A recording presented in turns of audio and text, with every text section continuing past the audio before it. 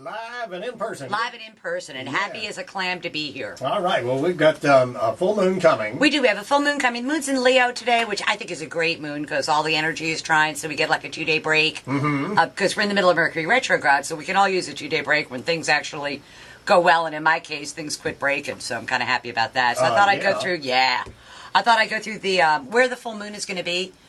For all the signs, so you know what to expect, because it always brings matters to a climax. We start stuff at the new moon and bring it to fruition at the full moon. So for Aries, it is in their first house of them versus their partners. And Aries are kind of like an impasse with their partners, and somebody needs to compromise. And this weekend, you actually get a fairly decent compromise, and if the Aries smart, they will take it, because it restores peace at home, and it actually ultimately gives the Aries what they want.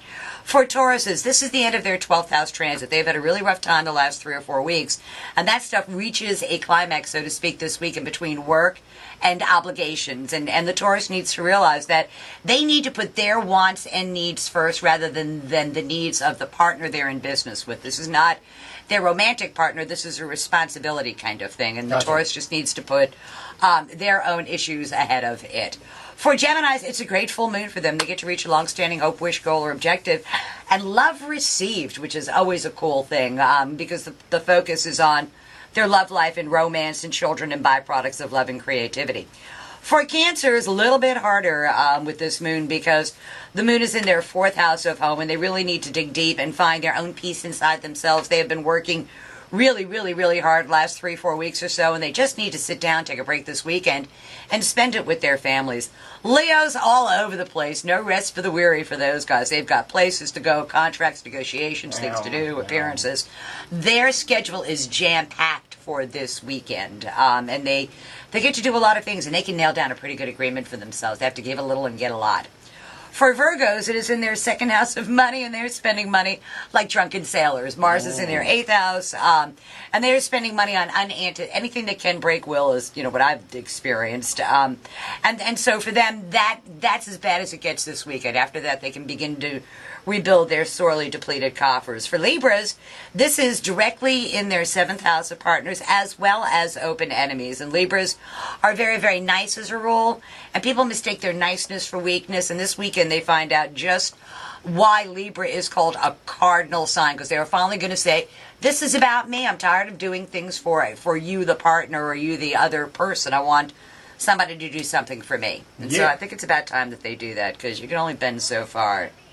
You to Libra in the house, you and Andrew. Yeah, you to Libra, you and Andrew. So that's why, it's a good thing I didn't turn around, because I figured you'd throw something at me. Yes, it's why I knew better. For Scorpios, they have a work and a responsibility, and they don't want to do it. They've been putting it off, and to the Scorpio, I go, just go ahead and do it. It's not as bad as you think it's going to be. It's not going to take as long.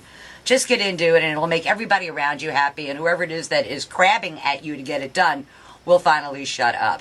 For Sagittarians, they want to have fun. This is a great weekend for them. It's a good time. Family, social, their party light is lit, their dance card is full. This is not a work weekend for them. This is a have a good time as you possibly can weekend. That's exactly what Bobby's planning on doing. Is that his plan? Playing plans this weekend. Excellent. And a wedding?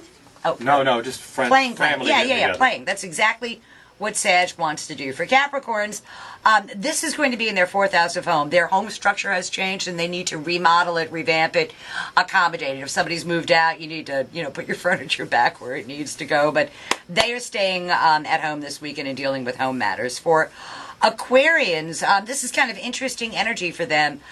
Important matters at a distance reach a climax. Important legal or educational matters, I imagine. A lot of kids that are waiting for college acceptance letters get them all this weekend, for good or for ill, but that's what the focus is on, important communications finally arriving. And then for Pisces, the last sign, this is about other people's money flowing their way, which is kind of a good thing. They want to maximize an existing resource, and I'm sure that they're the guys that end up getting their income tax checks back over the next 3, 4, or 5 days. So I think they should pick up the tab on the weekend. Yeah, because they have more money than the rest of us. So tomorrow's news today for the 12 signs of the Zodiac. So well, all right, thank you. I need to thank my friend Ralph Van at Van's Auto Body for fixing my Celica. Mercury retrograde. But yeah, Oh, it was awful. And that was the only bright news that I had was when he said, yeah, we could take care of it. And no problem. You'll be back on the road in no time. And Cool. Lutz boys, you got to like them. So thanks, Ralph. We'll see you next Wednesday. Next Wednesday. Have a happy full moon. You too.